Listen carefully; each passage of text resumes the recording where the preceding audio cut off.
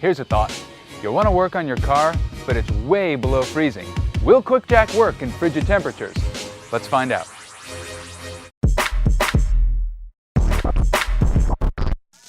Hey, welcome back to Quick Tips. Today's episode is for all you honey badgers out there because, like honey badgers, you just don't give a rat's ass about the cold.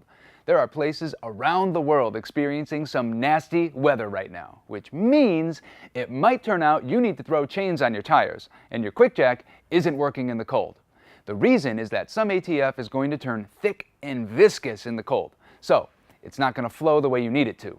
You'll first have to siphon that stuff out, preferably in a garage or somewhere warm.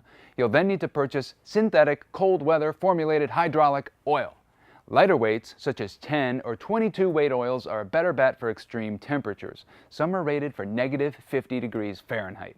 The downside is that synthetic oil is more expensive, but that's the price you pay for getting to live where it's cold enough to freeze your spit before it hits the ground. Hey, thanks for watching, and remember, every time you press like on this video, a lost baby sea otter gets reunited with its family. That's right, boy. We can say anything.